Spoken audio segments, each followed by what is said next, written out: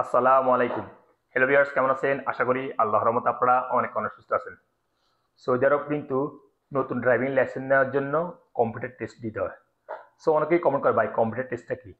Computer টেস্টটা হলো আসলে কি, দেখুন আপনারা যখন মার্কেট থেকে এটিএম বুথ থেকে টাকা উইথড্র করেন, ওই রকম মেশিন রাখা থাকে।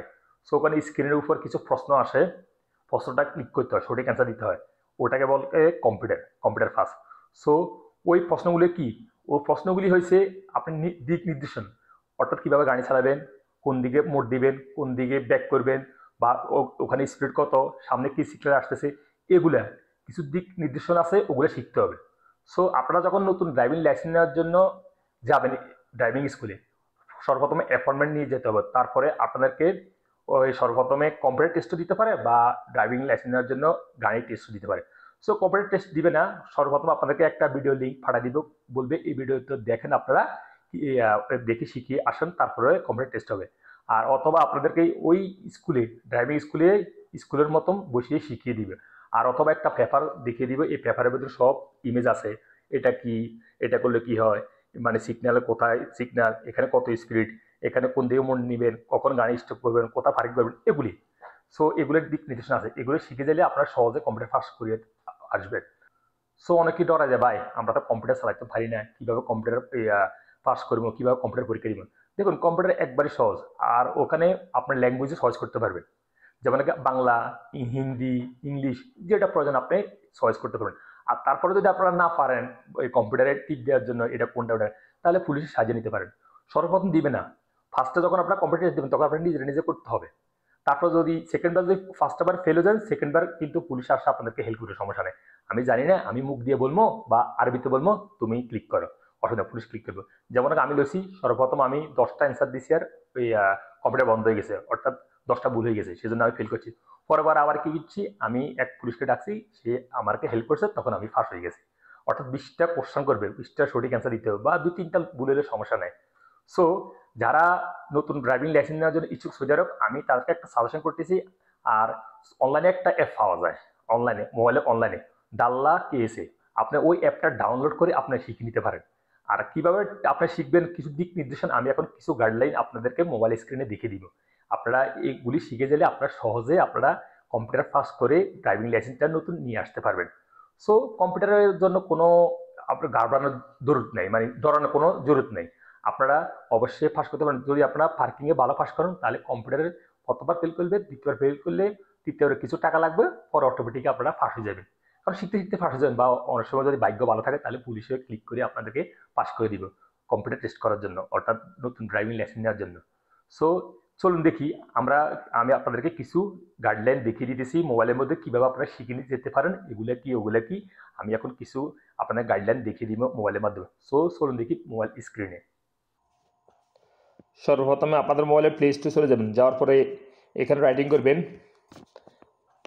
DALLAH, দাল্লা। এই দেখুন দাল্লা ড্রাইভিং, এই যে কম্পিউটার টেস্ট, এখানে ক্লিক করে দেবেন। তারপর আপনার সামনে অনেকগুলি অ্যাপস হয়ে যাবে। আপনার সর্বপ্রথম যে অ্যাপটা আছে সৌদি ড্রাইভিং লাইসেন্স দাল্লা, এখানে ক্লিক করে দেবেন। অর্থাৎ এই অ্যাপটা আপনাদের মোবাইলে আপনারা ডাউনলোড করে ইনস্টলেশন করে নেবেন। আমি এখন আমার মোবাইলে ইনস্টলেশন করতেছি। আমার মোবাইলে ডাউনলোড হয়ে ইনস্টলেশন হয়ে গেছে। আপনারা ইনস্টলেশন করার পরে এখানে ওপেনের উপরে একটা ক্লিক করে দেবেন।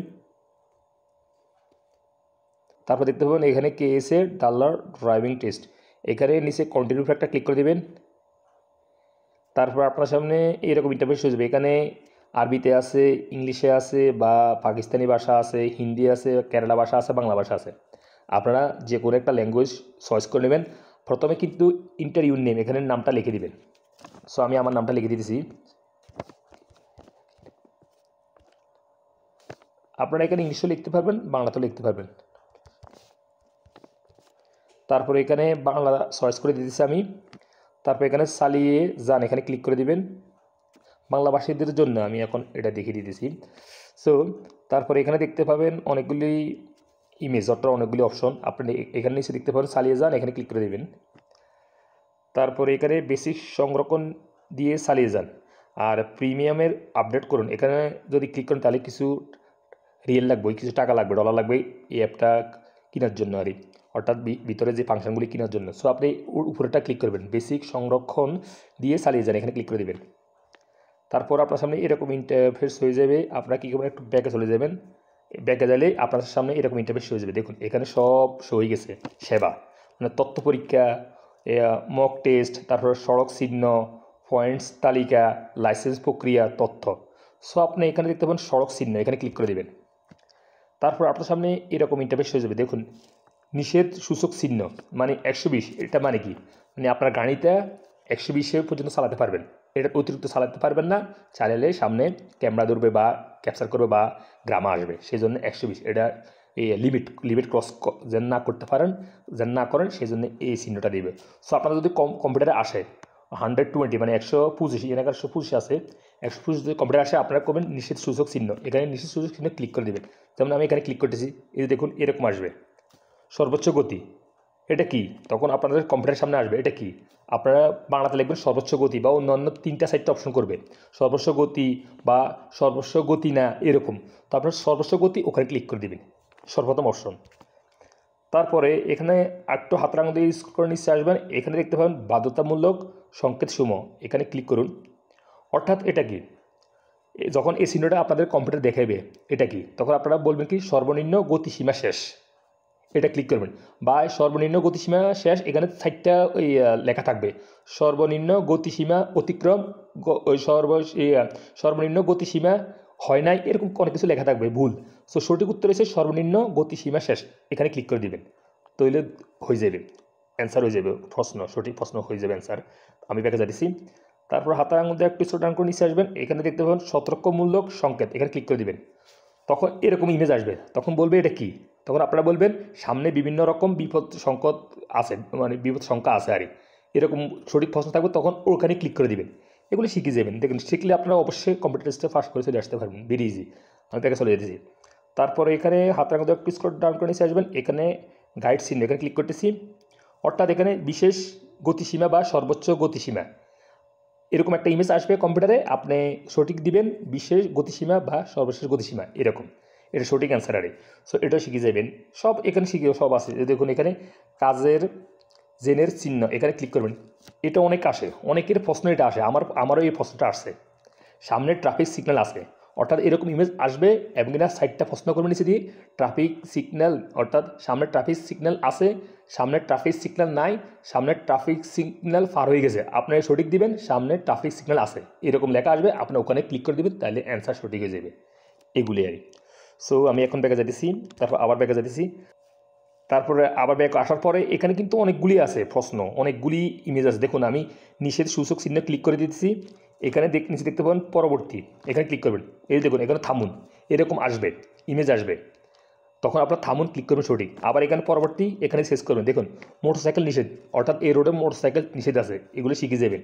তারপর এখানে পরবর্তী, এই দেখুন প্রবেশ নেই, মানে সামনে আর গাড়ি যাইতে পারবে না, এটা প্রবেশ নেই, এটা সঠিক অ্যান্সার এটা।